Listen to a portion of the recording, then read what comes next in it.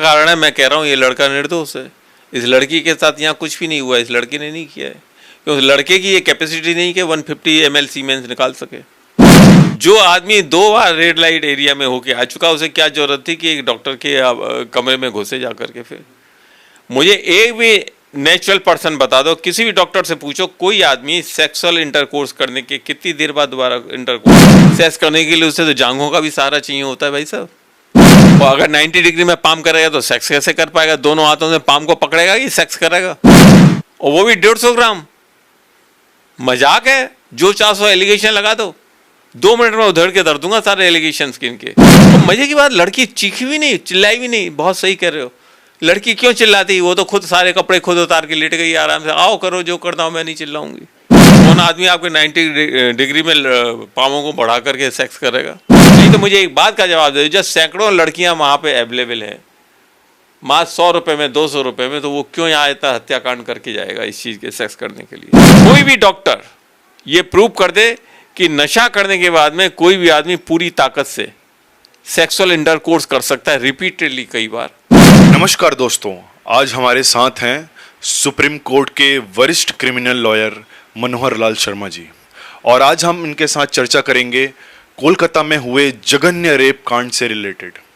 तो शर्मा जी, आप मुझे ये बताएं कि आज एक महत्वपूर्ण एंगल निकल कर आया है रेप कांड से, जिसमें यह पाया गया है कि पोस्टमार्टम में 150 ml लिक्विड स्टेट में फॉर्मेशन पाया गया है, जो कि एक सीमेन भी हो सकता है और ओवम भी।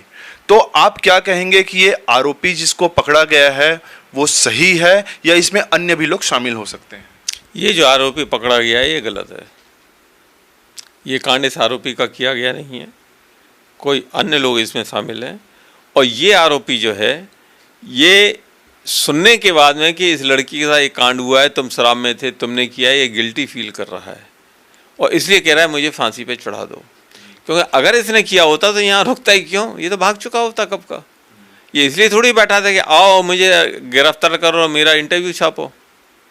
ये आरोपी नहीं है, आरोपी कुछ और लोग हैं। ये एक प्लान्ड गेम है जो कि ममता बनर्जी को बदनाम करने के लिए कलकत्ता में बनाया गया है। और आप हिस्ट्री देखिए, मैं नहीं कहता, पूरी हिस्ट्री कहती है, पिछले 100 साल में इस तरह का जघन्य रेप कांड आज तक कलकत्ता में तो नहीं हुआ, जो मेरी जानकारी है। फिर आज की तारीख में ऐसा क्यों हुआ? इसके पीछे एक कारण मुझे ये भी नजर आ रहा है, बीजेपी थक गई ममता बनर्जी को हराते हराते, नहीं हरा पाई। सारे कांड कर लिए, नहीं हरा पाई। और बीजेपी एक ही चीज़ जानती है, लेडीज इशू एक ऐसा सेंसिटिव इशू है, हर आदमी साथ में खड़ा हो जाता है, कोई विरोध करने को तैयार नहीं होता। जैसे दिल्ली केस में हुआ था, दिल्ली में लेडी केस को, लेडी रेप को, गैंग रेप को हल्ला मचा मचा के इतना तीव्र बना दिया था, सच्चाई जमीन में छुप चुकी थी। 5 लोगों को फांसी चढ़ा दिया गया और इनकी सत्ता आ गई। और यही गेम दोबारा कलकत्ता में खेला जा रहा है। आप इस पर एक पॉलिटिकल एंगल लेना चाह रहे हैं जो कि टीएमसी और भाजपा से जुड़ी हुई है, और पूरे देश में ये ट्रेंडिंग है कि निर्भया 2.0। तो आप इसे लॉ एंड ऑर्डर की विफलता मानते हैं या आप ये मानते हैं कि एक पूरी पॉलिटिकल साजिश है? ये एक पॉलिटिकल षड्यंत्र है जो ममता बनर्जी को ध्वस्त करने के लिए, बर्बाद करने के लिए तैयार किया गया है। सर, आप कह रहे हैं कि पॉलिटिकल षड्यंत्र है, लेकिन जो आरोपी है वो खुद स्वीकार कर रहे हैं कि मैं गिल्टी हूं, मैं ही आरोपी हूं। वो यही इस बात का प्रमाण है और यही एक वजह है कि मैं आज इंटरव्यू देने बैठा हूं और ये कह रहा हूं कि ये लड़का निर्दोष है।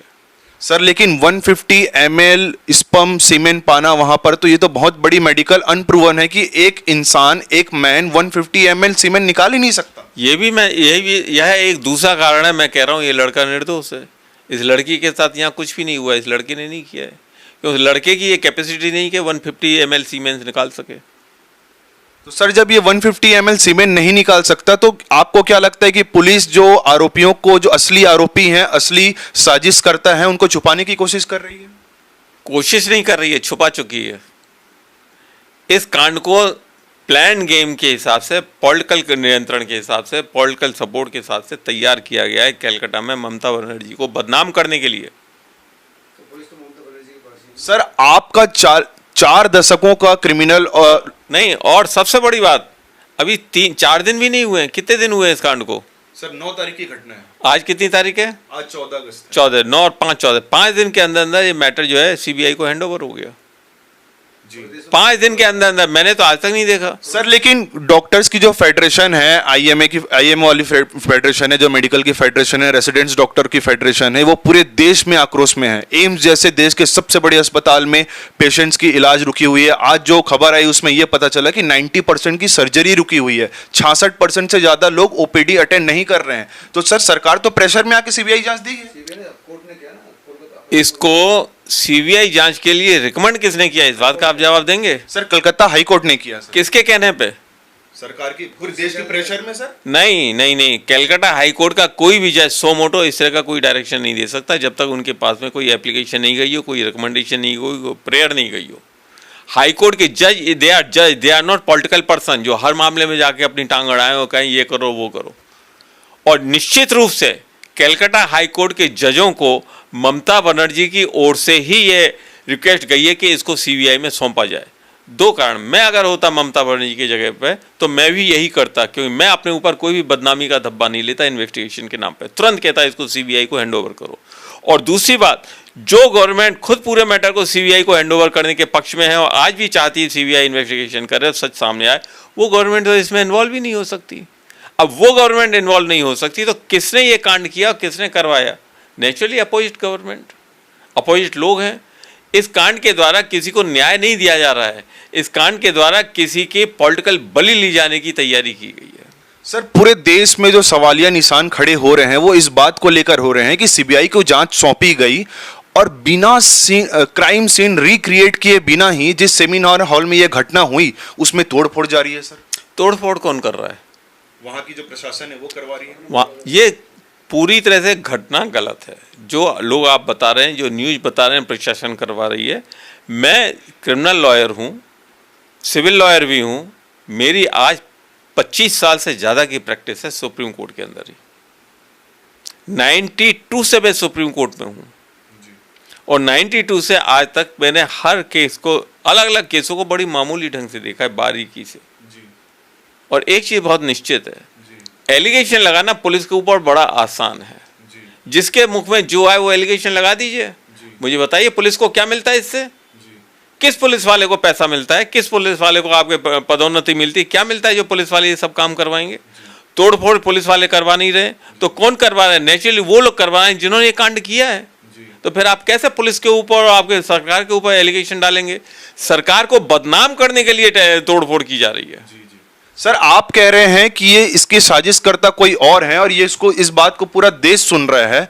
और सर सीसीटीवी फुटेज में सीधे तौर पर यह दिखाया जा रहा है कि 5 लोग उस सेमिनार हॉल में एंटर करते हैं, जिनमें से 4 लोग पेशेंट्स के परिजन हैं, तो बचा एक ही व्यक्ति। तो सर आप कैसे कह सकते हैं कि वो एक व्यक्ति आरोपी नहीं है? आप बहुत सही कह रहे हैं, वो एक व्यक्ति वाकई में आरोपी है। उसने अकेले ही इस लड़की के दोनों टांगों को फैलाकर चीर दिया। उस अकेले ने इस लड़की की आंखें फोड़ दी, इसकी छाती फाड़ दी और उस अकेले ने ही इसकी लड़की के मुख को भी टोटल ऐसा बंद रखा कि ये संस्कारी भी न ले सके। अब सवाल इसमें एक ही बात का आता है, उस आदमी ने, उस लड़के ने जो अरेस्टेड है, अगर उसने सारा कांड किया तो ये उसने रेप कब किया? सर वो उस दिन 2 बार रेड लाइट एरिया जो कोलकाता का है वहां जाकर होकर आ चुका था। बहुत बढ़िया, this is another proof evidence. जो आदमी 2 बार रेड लाइट एरिया में होके आ चुका, उसे क्या जरूरत थी कि एक डॉक्टर के कमरे में घुसे जा करके? फिर मुझे एक भी नेचुरल पर्सन बता दो, किसी भी डॉक्टर से पूछो, कोई आदमी सेक्सुअल इंटरकोर्स करने के कितनी देर बाद दोबारा इंटरकोर्स कर सकता है? सर लेकिन वो नशे में था। सर सो व्हाट, नशे में तो आदमी फिर भी नहीं कर सकता बिल्कुल भी। नशे में आदमी हिम्मत के लिए नशा करता है, लेकिन उससे उसकी इंटरकोर्स करने की ताकत नहीं बढ़ती है। सर तो ये भी हो सकता है वो दवाइयां लिया हो, वाइग्रा लिया हो, कोई टेबलेट्स लिया हो। ठीक है, मानते हैं उसे वाइग्रा लिया हो, टेबलेट लिया, लेकिन वाइग्रा और टेबलेट लेने से इंटरकोर्स करने के हिस्से के ऊपर ताकत नहीं आती। सर लेकिन लगातार जो घटनाक्रम हुई है उस बीच जो अस्पताल प्रशासन की जो महिला स्टाफ है वो कह रही है कि ये पहले भी आता था जो आरोपी है, और इसका व्यवहार महिला स्टाफ से सही नहीं था। सर बिल्कुल सही बात है, आप जो कह रहे हैं इस बात को मैं मान के चलता हूँ, चलो सच है ये। उसका महिला प्रशासन व्यवहार अच्छा नहीं था, और जब महिला प्रशासन से वो निराश हो जाता था तो सोनागाछी चला जाता था, वहाँ अपनी हवस को पूरी करके आके सो जाता था। सबसे बड़ा महत्वपूर्ण पॉइंट यही है जो आपने कहा, 2 बार वो ऑलरेडी रेड लाइट जा चुका था। जब उसे मालूम है लेडी वहां अवेलेबल है तो वो इस लेडी के पास में डॉक्टर के पास में रात में आकर के क्या करेगा? और 2 बार जो ऑलरेडी जा चुका है वो तीसरी बार कहां से कर पाएगा भाई साहब? और वो भी 150 ग्राम। मजाक है? जो 400 एलिगेशन लगा दो, 2 मिनट में उधड़ के धर दूंगा सारे एलिगेशन इनके। ऐसा नहीं होता सर। नेचर अपने आप में प्रूव करती है कौन सच है कौन गलत है, कहां क्या हुआ क्या नहीं हुआ। और मजे की बात, लड़की चीखी भी नहीं, चिल्लाई भी नहीं। बहुत सही कह रहे हो, लड़की क्यों चिल्लाती? वो तो खुद सारे कपड़े खुद उतार के लेट गई आराम से। आओ करो जो करना हो, मैं नहीं चिल्लाऊंगी। क्या नॉनसेंस है, मजाक है। सर, लड़की का पैर जो है वो टूटा हुआ बताया जा रहा है, आंखों से खून निकलता हुआ बताया जा रहा है, मुंह से खून निकल रहा था। 90 डिग्री में जो पैर है वो इंक्लाइन थी और टूटी हुई थी। बिल्कुल। कौन आदमी आपके 90 डिग्री में पांवों को बढ़ा करके सेक्स करेगा? मुझे बता दो। सेक्स करने के लिए उसे तो जांघों का भी सहारा चाहिए होता है भाई साहब। और अगर 90 डिग्री में पाम करेगा तो सेक्स कैसे कर पाएगा? दोनों हाथों से पाम को पकड़ेगा कि सेक्स करेगा? सर, लेकिन यह भी कहा जा रहा है कि हर डिपार्टमेंट में अपनी एक लॉबी होती थी और जो आरोपी है ये पुलिस का ही सिविल वॉलंटियर था, तो पुलिस अपने ही लोगों को क्यों फंसाएगी? सर, पुलिस नहीं फंसा रही है, पुलिस अपने आप को नहीं फंसा रही। ये लड़का खुद अपने आप को गिल्टी महसूस कर रहा है कि शायद मैंने किया, मुझे फांसी चढ़ा दो। अगर इसने किया होता तो भाग जाता, वहां रुकता नहीं 1 मिनट भी। सर, हर आदमी अपने जान को क्यों कुर्बान करेगा? सर, कोई अपना फांसी क्यों लगवाना चाहेगा? क्योंकि उसने नहीं किया है। बहुत साफ, मेरे सवाल का जवाब आपने दे दिया। वो नहीं किया है इसने, वो इनोसेंट है, उसने कुछ नहीं किया है। ये वो कह रहा है, सब कह रहे हैं मैंने किया है तो मुझे फांसी चढ़ा दो, इतना गंदा काम मैंने किया है, मुझे फांसी चढ़ा दो, मार दो मेरे को। क्वाइट इम्पॉसिबल इसने किया है। अगर इसने किया होता तो भाग चुका होता, ये यहाँ नहीं होता। इतना इसको भी अकल है कि लड़की के टांग अगर मैंने तोड़ दिए, सब कुछ किया, ऊपर पड़ी है तो नीचे आके कमरे में सोता नहीं। नशे में भी आदमी को इतना तो होश रहता है क्या हो रहा है क्या नहीं हो रहा है। और नशे के बाद सेक्स नहीं कर सकता, और सेक्स किया है, नशा वहीं उतर चुका होगा इसका। सर, पुलिस जो स्टेटमेंट दे रही है उसमें यह कहा जा रहा है कि घटनाक्रम के बाद जो आरोपी है वो बैरक में जाकर सो गया। ठीक है, और पुलिस ने उसे वहीं से पकड़ा। तो बैरक में ही तो सोएगा आदमी। अब जहां बैरक में रहता है वहीं तो सोएगा, आपके घर में आके थोड़ी सोएगा, पुलिस के पास थोड़ी आएगा वो। घटनाक्रम के बाद गया, घटनाक्रम से पहले गया, इस बात का क्या प्रूफ है पुलिस के पास में? इस बात का क्या प्रूफ है कि ये घटनाक्रम इसी ने किया है? इस बात का क्या प्रूफ है कि ये घटनाक्रम के टाइम पे वहां पे था? सर, आप इतने स्पॉट पे था, उस स्पॉट पे था, इस बात का क्या प्रूफ है? कोई एविडेंस नहीं, खाली ये आदमी कह रहा है मैंने किया है, मुझे फांसी चढ़ा दो। It's a guilty conscious. जब आदमी को लगता है मैंने नशे में किया है तो मेरे को फांसी चढ़ा दो, इम्पॉसिबल, इस आदमी का किया हुआ नहीं है। सर, आप इतने वरिष्ठ लॉयर हैं और आप कह रहे हैं कि ये इस आदमी का नहीं किया गया है, तो जो लोग हैं वो असली कौन है? सर, कौन छुपे हुए लोग? ये तो पुलिस ढूंढेगी, ये मैं कैसे बता सकता हूँ। सर, अभी गवर्नमेंट ने सीबीआई को जांच दे दिया है। सर, सीबीआई को जांच दे दी है। सीबीआई कोई भगवान तो है नहीं जो 4 लोगों को निकाल के ले आएगी। वो भी 4 लोगों को इसी तरह फ्रेम करके किस्से को ख़त्म करेगी। और ये किस्सा आज ख़त्म नहीं होता, अभी तो इसमें बहुत बवाल चलेगा। सोनागाछी इलाके से लेके दिल्ली तक, कलकत्ता से लेके हावड़ा तक, सब जगह अभी तो हल्ले मचेंगे। अभी तो इसके ऊपर बड़े बड़े पॉलिटिकल लीडरों के वो चलेंगे, निकलेंगे, क्या कहते हैं आप लोग, बयान नहीं, रैलियां निकलेंगी अभी तो। नहीं तो मुझे एक बात का जवाब दे, जब सैकड़ों लड़कियां वहां पे अवेलेबल है, मात्र 100 रुपये में, 200 रुपये में, तो वो क्यों यहाँ इतना हत्याकांड करके जाएगा इस चीज़ के सेक्स करने के लिए? इसका जवाब अगर कोई दे दे, मैं मान जाऊंगा कि इस लड़की का रेप आपके इसी व्यक्ति ने किया जो इस समय जेल के अंदर है। Sir, it is medically proven कि 150 ml of semen can not be produce by single man. Sir, और यहाँ पर पूरे आपकी बात जो रेसिडेंट डॉक्टर इंडिया के हैं वो सुन रहे हैं, जो मेडिकल एसोसिएशन है वो सुन रही है, तो आप उन्हें क्या मैसेज देना चाहेंगे कि इसे जो पॉलिटिकल एंगल है ना लाया जाए, और जो दोषियां हैं, जो असली दोषी हैं, उनको कड़ी से कड़ी सजा कैसे दिला सकते हैं? सर, वो उन सबको मेरा कहना यही है, इनको बेवकूफ़ बनाने के लिए एक मुर्गा इन्होंने सामने ला दिया है। सेंट्रल गवर्नमेंट ने एक मुर्गा सामने रख दिया है, और इस मुर्गे के तहत जो रियल गेम है, पॉलिटिकल गेम है, रियल जो गेम है, वो सब गायब हो जाएगा। कोई भी डॉक्टर ये प्रूव कर दे कि नशा करने के बाद में कोई भी आदमी पूरी ताकत से सेक्सुअल इंटरकोर्स कर सकता है रिपीटेडली कई बार, कोई नहीं प्रूव कर सकता। डॉक्टर ये कह सकता है सेक्स करने के बाद उसके अंदर सेक्स करने की इच्छा बढ़ जाती है, लेकिन जो शारीरिक अंग है, पुरुष अंग है, उसके अंदर ताकत नहीं बढ़ती है। पुरुष अंग के अंदर तो ताकतवर उसके मन के अंदर की कई शक्तियों से जुड़ने के बाद बढ़ती है। वो वहीं खत्म हो जाता है जहां उसके अंदर कोई भी विकार आता है। बहुत बहुत धन्यवाद। तो दोस्तों, आपने अभी सुना है देश के वरिष्ठ क्रिमिनल लॉयर जो कि सुप्रीम कोर्ट में हैं, श्री मनोहर लाल शर्मा जी को। और दोस्तों, आप भी ये फैक्ट को देख पा रहे हैं और पूरा देश हमको सुन रहा है कि 150 ml सीमेन एक आदमी बिल्कुल प्रोड्यूस नहीं कर सकता। तो इसके पीछे जो असली आरोपी हैं, जितने लोग शामिल हैं, क्या गवर्नमेंट उनको कड़ी से कड़ी सजा देगी या नहीं? एक महत्वपूर्ण पॉइंट में और बताना भूल गया। सीमेन से ये प्रूव हो जाता है कि ये किसका है जी। और इस कांड को 5 दिन तो हो ही गए जी। जिसने अपने आप को हैंडओवर किया है वो भी 5 दिन से है जी। तो क्या डॉक्टरों ने, साइंटिस्टों ने अभी तक इस सीमेन के द्वारा ये प्रूव किया कि ये इसी का है? जी। जवाब है नो, क्योंकि इसका है ही नहीं। अगर इसका नहीं है तो फिर ये आरोपी कैसे है?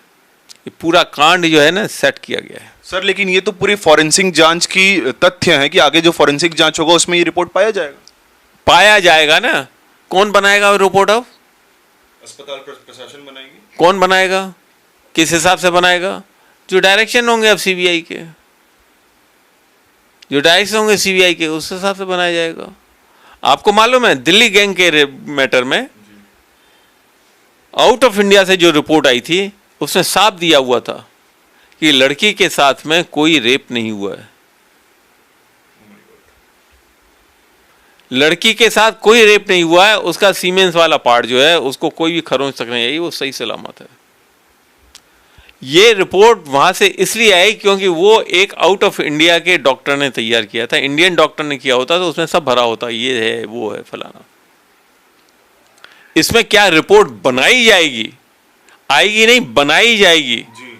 वो मैं बता देता हूं। बताइए। ये रिपोर्ट बनाई जाएगी, ये इसी का ही सीमेंस है सारा के सारा। 5 दिन बाद टेस्ट करके बताएंगे। तो आपकी नजर में किसी को स्केपगोट बनाया जा रहा है, बलि का बकरा बनाया जा रहा है? बलि का बकरा तो बना दिया इस बच्चे को। अंधे को भी दिखाई देगा, जो मेरी नजर देखेगा साहब, उसे अंधे को भी दिखाई देगा। इसको बलि का बकरा इस तरह से बनाया गया। ये खुद ही कह रहा है हाँ मैंने किया है। ये ही से वो इसलिए कह रहा है, वो गिल्टी कॉन्शियस महसूस कर रहा है, मुझसे इतना गंदा काम हुआ, मुझे फांसी चढ़ा दो।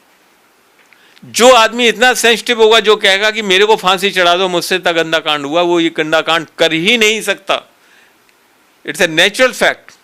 जिसको जो काम गंदा लगता है वो उस काम को कैसे गंदा कर सकता है, और जिसको काम गंदा नहीं लगता वो कैसे कहेगा ये काम गंदा मैंने नहीं किया। ये अपने आप में प्रूफ है। अगर ये आदमी नहीं बोलता, मैं बहुत साफ कहता हूं, अगर ये आदमी खड़े होकर नहीं बोलता मैंने किया है, मेरे को फांसी चढ़ा दो, अगर ये आदमी भाग जाता हल्ला मचते ही, तो मैं एक बार ही मान सकता था, हो सकता है इसने किया। बजाय भागने के खुद पुलिस में सामने बैठा हुआ है, पुलिस के बैरक में सोया हुआ है। हाउ इट इज पॉसिबल यार? मजाक बना रखा है। जिसके मन में जो आता है वो कहानी बना के परोस देता है, जिसके जो मन में आता है वो कह रहा है। बिल्कुल। तो दोस्तों, आपने सुना सुप्रीम कोर्ट के वरिष्ठ क्रिमिनल लॉयर मनोहर लाल शर्मा जी को, और ये एक ओपिनियन था, और जो कि फैक्ट निकल के आ रहा है दोस्तों वो ये है कि 150 ml सीमेन उस पोस्टमार्टम रिपोर्ट में उस लड़की के अंदर से पाया गया, जो कि मेडिकली प्रूवन नहीं है। 150 ml एक लड़के से बिल्कुल नहीं निकाला जा सकता। अब ये रोचक तथ्य जो निकल के आया है ये जांच का विषय है, और हम उम्मीद करेंगे कि जितने भी लोग इस रेप में, मैं रेप नहीं कहूंगा, इस गैंग रेप में जो शामिल हैं, उन्हें कड़ी से कड़ी सजा मिले, कड़ी से कड़ी सजा मिले। और आप इस फैक्ट के बारे में, इस ओपिनियन के बारे में आप क्या सोचते हैं? जी। सजा बाद में मिलेगी जी। सबसे पहले जो गैंग रेप के रियल आरोपी हैं जी, और जिन्होंने ये षड्यंत्र रचा है, उन सबको पकड़ा जाए। जी। तो ये गैंग रेप किसी इंडिविजुअल बंदे का काम नहीं है, ये पूरा एक षड्यंत्र है। लड़की को वहां से निकाल के ले जाना, साइलेंट लाके वहीं पटक देना, इट इज क्वाइट इम्पॉसिबल जब तक इसमें कई लोग शामिल नहीं हुए। एक षड्यंत्र है, और षड्यंत्र के जितने भी षड्यंत्रकारी हैं, चाहे वो शामिल हों करने में या नहीं करने में, उन सबको अरेस्ट किया जाना चाहिए। They should be prosecuted. तो देखा दोस्तों, वकील साहब के अंदर भी काफ़ी गुस्सा है, एक भरा गुस्सा है, काफ़ी साल का इनका लंबा अनुभव है। और आप इस पूरे मुद्दे में क्या सोचते हैं, फैक्चुअल तरीके से, तार्किक तरीके से हमें कमेंट में अवश्य बताएं, ताकि हम भी समझ पाएं और आप भी समझ पाएं। बहुत बहुत शुक्रिया आपका।